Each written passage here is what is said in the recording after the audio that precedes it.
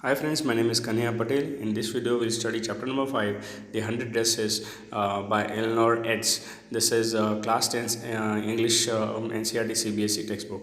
दोस्तों मेरा नाम कन्हैया पटेल है। इस वीडियो में हम पांचवा पार्ट करेंगे the 100 dresses.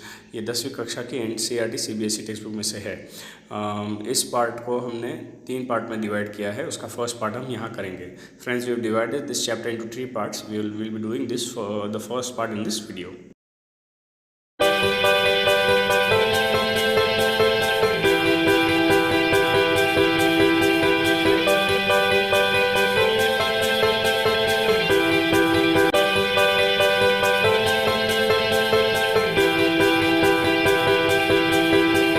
Friends, Gyan Guruvani is your personal channel, so do subscribe to this channel. दोस्तों, ज्ञान गुरुवाणी आपकी खुद की चैनल है, तो इस चैनल को सब्सक्राइब ज़रूर कीजिएगा। Do share and like this video. इस वीडियो को शेयर और लाइक ज़रूर कीजिएगा। If you have any questions, do leave a comment for me. अगर आपको कुछ प्रश्न है तो मुझे कमेंट बॉक्स में कमेंट ज़रूर छोड़िएगा। बेल आइकन को भी टर्न ऑन कीजिएगा फ्यूचर अपडेट्स के लिए। Do turn on the bell icon for future updates. So this chapter, The 100 Dresses, is about a girl, Wanda Petronowski, who is a Polish girl of course, from Poland, goes without saying. And she's tried to adjust with the classmates of her school, but she is not able to. And end of the day, her parents decide to change the school. दोस्तों, ये chapter Wanda पेटनॉस्की नाम की एक लड़की का है, जिसमें वो एक पॉलिश लड़की है, मतलब पोलैंड से है, और वो अपने स्कूल के बच्चों के साथ एडजस्ट होने को ट्राई करती है, लेकिन नहीं हो पाती है। लेकिन उसके दरमियान वो अपने फ्रेंड्स के साथ क्या क्या फेस करती है, वो यहाँ बहुत अच्छी तरह से समझाया है। बहुत ही इमोशनल चैप्टर है, but it's worth understanding how and what childrens face during the bullying done by students in the class. So I request you to please pay attention and learn this chapter as quickly as you can, because it's a very important chapter. दोस्तों, ये बहुत ही important chapter है, तो मेरी request है आपसे बहुत ध्यानपूर्वक उसको सुनिएगा। Polish American community in the United States. The first Polish immigrants arrived in America in 1608, but the largest wave of Polish immigrations occurred in the early 20th century, when more than 1 million Polish migrated to the United States. सबसे बड़ी polish people लोग जब 1608 में सबसे पहले America में immigrate हुए थे, लेकिन सबसे बड़ी लहर वहाँ की इमिग्रेशन की 20वीं सदी में आई थी, जब पोलैंड के लोग अमेरिका में इमिग्रेट हुए थे। This Polish state did not exist at that time, and the immigrants were identified according to their country of origin rather than the ethnicity. दोस्तों, ये लोगों को ये पॉलिश स्टेट जो है वो तब तक अस्तित्व में नहीं था, लेकिन जब इमिग्रेशन हुए उसके अपने ओरिजिन के हिसाब से उनको अपनी वहाँ उनका क्लासिफिकेशन हुआ जाता था, आइडेंटिफिकेशन होता था। They were identified as Russian Poles, German Poles and Austrian Poles. उनको आइडेंटिफाई किया जाता था 3 भाग में, रशियन पोल्स, जर्मन पोल्स और ऑस्ट्रियन पोल्स। ये पोल्स का मतलब है पोलैंड से आए हुए लोग। One of the most notable Polish American community is in Chicago and in its suburbs. So Chicago is sometimes called the second largest Polish city in the world, next to Warsaw, the capital of Poland. Polish American community की एक बहुत बड़ी प्रजाति के लोग या उस नस्ल के लोग शिकागो में बसे हैं, तो शिकागो को पोलिश सिटी भी कहा जाता है। ये दुनिया की सबसे दूसरी बड़ी जगह है जहाँ पोलैंड के लोग रहते हैं।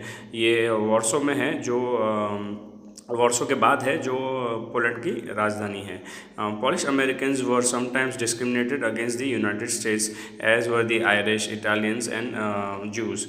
पॉलिश अमेरिकन्स को वहाँ से भेदभाव होता था, जैसे कि यूनाइटेड स्टेट्स में, जैसे कि आयरलैंड के पीपल को, आयरिश पीपल को, इटालियंस को होता था, और जूस से भी हुआ जाता था। According to the United States 2000 census, 6,67,414 Americans of the age 5 years and other reported Polish as an language spoken at home. साल 2000 के सेंसस के हिसाब से तकरीबन 6,67,414 अमेरिकन 5 साल से ज़्यादा उम्र वाले पॉलिश लैंग्वेज बोला करते थे घर पर, of which about 1.4% of the people who spoke language other than England और 0.25% ऑफ द यूएस पॉपुलेशन। ये तकरीबन 1.4% था, वो लैंग्वेज थी जो इंग्लिश के अलावा बोली जाती थी, या तकरीबन 0.25% मतलब 0.25% लोग जो अमेरिका में थे उसकी पॉपुलेशन थी ये। Today Monday Wanda Petronski was not in her seat. आज सोमवार है और वेंडा पेट्नोस्की अपनी जगह पर नहीं है। But nobody, not even Peggy and Madeline, the girls who started all the fun, notice her absence. लेकिन किसी ने भी हालांकि पेगी और मेडलिन जो दो लड़कियां थी जिसने मस्ती मजाक करना चालू कर दिया था, उन्होंने भी उसकी गैर हाजिरी को नोटिस नहीं किया। Usually Wanda sat in the seat next to the last seat in the last row in the room 13। Room number 13 की लास्ट रो से आगे वाली सीट में वेंडा हमेशा वहाँ बैठा करती थी। She sat in the corner of the room where the rough boys who did not make good marks sat. वो क्लास के उस कॉर्नर में बैठी करती थी जहाँ वो रफ लड़के थे, जो लोग हमेशा शैतानी करते थे, जो अच्छे मार्क्स नहीं लाया करते थे, वो वहाँ बैठा करते थे। The corner of the room where there was most scuffling of feet noise. ये क्लास का वो कॉर्नर था जहाँ पैरों से बहुत सारा आवाज़ हुआ करते था। स्कफलिंग ऑफ फीट का मतलब है noise, dragging movement of the feet of the ground. तो पैर से बहुत बार घसीट कर जैसे आवाज़ निकलती है, वैसी आवाज़ वहाँ परेशान करने के लिए वहाँ बच्चे निकालते थे। Most roars of laughter were anything funny when anything funny was said, and most mud and dirt on the floor। तो ये जब कुछ भी कुछ भी हंसी मजाक वाला होता था तो सबसे ज़्यादा हंसी मजाक की आवाज़ें वहीं से आती थी, और सबसे ज़्यादा मिट्टी और फर्श पर मिट्टी सबसे ज़्यादा वहीं पाई जाती थी। Wanda did not sit there because she was rough and noisy. Wanda इसलिए वहाँ नहीं बैठी थी क्योंकि वो उग्र स्वभाव की थी और आवाज़ करती थी। On the contrary she was very quiet and rarely said anything at all. उसके विपरीत वो एकदम शांत स्वभाव की थी और मुश्किल से कभी कभार कुछ बोला करती थी।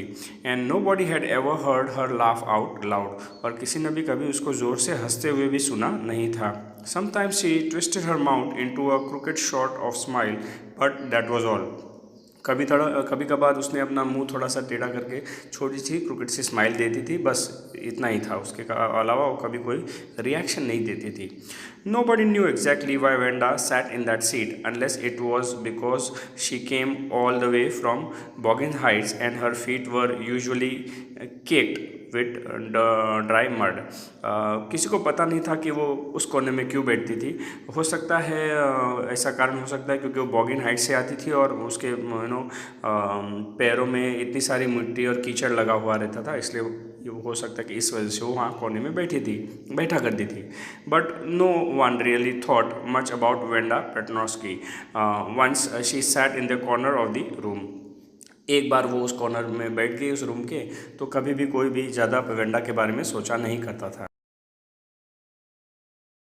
The time when they thought about Venda was outside the school hours at noon time when they were coming back to school, or in the morning early before school began, when groups of 2 or 3 or even more would be talking and laughing on their way to the schoolyard। बस Wanda के बारे में बच्चे उसी वक्त सोचा करते थे जब वो स्कूल के बाहर रहती थी। ये अक्सर दोपहर का टाइम रहता था, या स्कूल पे आते वक्त सुबह के टाइम जल्दी, या स्कूल से जाते वक्त। ये सब वो एक छोटे से ग्रुप में होता था, 2 या 3 के ग्रुप के या ज़्यादा बच्चे रहते थे। ये बस वहाँ बातें करने के, हंसते रहने के, और स्कूल के यार्ड के, स्कूल के बरामदे में ये सब चीज़ होती थी। Then sometimes they waited for Wanda to have fun with her. कभी कभार ये बच्चे वेंडा की राह भी देते थे उसकी मजाक उड़ाने के लिए। The next day Tuesday Wanda was not in the school इधर। दूसरे दिन मंगलवार को वेंडा स्कूल में नहीं थी, and nobody noticed her absence again. और फिर किसी ने उसकी गैर हाजिरी को नोटिस नहीं किया। But on Wednesday, Peggy and Maddie, who sat down front with other children who got good marks and wouldn't track in the whole lot of mud, did notice that Venda wasn't there। लेकिन बुधवार के दिन पैगी और Maddie, जो आज अच्छे बच्चों के साथ बैठे थे, जो अच्छे मार्क्स लाया करते थे और उनके पैरों में ज़्यादा मिट्टी नहीं हुआ करती थी, उन्होंने ज़रूर नोटिस किया कि वेंडा नहीं थी। Peggy was the most popular girl in the school. Peggy school में सबसे प्रसिद्ध लड़की थी। She was pretty, she had many pretty clothes and her hair were curly. वो खूबसूरत थी, उसके बाद बहुत अच्छे अच्छे कपड़े भी थे और उसके बाल घुंघराले थे। Maddie was her closest friend, उसके सबसे क्लोजेस्ट करीबी फ्रेंड मैडी थी। The reason Peggy and Maddie notice Wanda's absence was because Wanda had made them late to school. आज पैगी और मैडी ने वेंडा की गैरहाजिरी को नोटिस किया बिकॉज वेंडा ने आज उनको स्कूल आने में देर कर दी थी, उनको लेट कर दिया था। They had waited for Wanda to have some fun with her and she just didn't come. उन्होंने बहुत राह देखी वेंडा के लिए ताकि वो उसका मजाक उड़ा सके, लेकिन वो आई नहीं। They often waited for Wanda Petronski to have fun with her. वो अक्सर वेंडा पेटनॉस्की की राह देखते थे, बस उसका मजाक उड़ाने के लिए। Wanda Petronski, most of the children in the room 13 didn't have names like that. Wanda Petronski जैसे नाम वाले बच्चे रूम नंबर 13 में नहीं थे। They had names easy to say, उनके बहुत आसान नाम थे जो आप बोल सकते हो आसानी से, like Thomas, Smith and Allen, जैसे कि थॉमस, स्मिथ और Allen. There was one boy named Bounce, Willie Bounce, and people thought that was funny but not funny in the same way Petronski was. वहाँ class में एक लड़का था जिसका नाम था विली बॉयंस। उसका नाम भी बहुत फ़नी था, हंसी मजाक वाला था, जिससे आप मजाक कर सकते हो, लेकिन उतना मजाक नहीं उड़ा सकते हो उस नाम से जितना पेटनॉस्की की तरह था। Wanda didn't have any friends, Wanda के कोई मित्र नहीं थे। She came to school alone and went home alone, वो स्कूल अकेली आती थी और घर भी अकेली जाती थी। She always wore a faded blue dress that didn't hang right. एक धुंधला सा ब्लू कलर सा, लाइट ब्लू कलर का ड्रेस पहनती थी। वो अक्सर उस पर फिट नहीं होता था प्रॉपरली, अक्सर उस पर पहनने को उसको जचता नहीं था, ऐसा आप कह सकते हो फिटनेस में। It was clean but it looked as though it had never been iron properly. वो एक साफ़ सुथरा ड्रेस था, लेकिन ऐसा लगता था कभी उस पर इस्त्री नहीं की जाती थी। She didn't have any friends but a lot of girls talk to her. उसके बहुत सारे मित्र नहीं थे, लेकिन काफ़ी लड़कियाँ उससे बातें करती थी। Sometimes they surrounded her in the schoolyard as she stood watching the little girls play hopscotch on the worn hard ground. तो कभी कभार ये बच्चे उसको घेर देते थे जब ये छोटे बच्चियों को हॉपस्कॉच खेलते हुए देखते थे। हॉपस्कॉच एक गेम है, बच्चों का खेलने वाला गेम है, जो स्क्वायर में एक दूसरे के कूद पर उनके स्क्वायर में कूद कर खेलते हैं। तो ये जब बच्चे वो खेलते रहते थे तो वेंडा वहाँ खड़ी खड़ी देखती रहती थी। Wanda, Peggy would say in the most courteous manner as though she was talking to Miss Mason. Wanda करके पैगी इस तरह से वेंडा को बुलाती थी जैसे एकदम अदब से वो मिस मेसन को बुलाती थी। यहाँ मिस मेसन उनकी स्कूल की टीचर हो सकती है। Wanda she'd say, give one of her friends a nudge, a gentle push, and tell us how many dresses did you say you had hanging up in your closet? तो वो अपने मित्रों को एक छोटा सा कंधे का झटका मारकर कहती थी कि वेंडा, तुमने बताया कि आपके पास कितने ड्रेसेस हैं आपके घर पे, आपके क्लोजेट में, अलमारी में लगे हुए, ऐसा वो प्रश्न पूछती थी। सो यहाँ हमको एक बात समझनी है कि पैगी और मैडी की वेंडा के साथ बनती नहीं है, वो उसका हमेशा हंसी मजाक उड़ाते हैं। तो यहाँ पैगी भी दूसरे लड़कियों को थोड़ा कंधे का झटका मारकर ये कहती है कि देखो मैं इसकी कैसी खिल्ली उड़ा रही हूँ। उसकी तरफ उसका ध्यान देने के लिए अपना कंधा उनको मारती है और फिर टॉन्ट में ही पूछती है उसको कि बताओ तो, आप बोल रही थी कि आपके घर पे या आपके अलमारी में कितने ड्रेसेस लगे हुए हैं। फिर से कोई पुराना टॉपिक निकाल रही है उसको छेड़ने के लिए। यहाँ पर friends, our first part finishes over here of chapter 1। If you have any doubts please revisit the video again. दोस्तों, हमारे 3 भाग में से पहला भाग इस चैप्टर का यहाँ ख़त्म होता है। अगर आपको कुछ डाउट है तो ये वीडियो फिर से प्ले ज़रूर कीजिएगा। Thank you friends, do subscribe to ज्ञान गुरु वाणी as this is your personal channel and do share this video। दोस्तों, आपका बहुत बहुत आभार। ज्ञान गुरु वाणी आपकी अपनी चैनल है तो उसको सब्सक्राइब ज़रूर कीजिएगा और इस वीडियो को शेयर भी कीजिएगा। Thank you, bye and have a nice day. दोस्तों, आपका दिन शुभ रहे। जय स्वामीनारायण।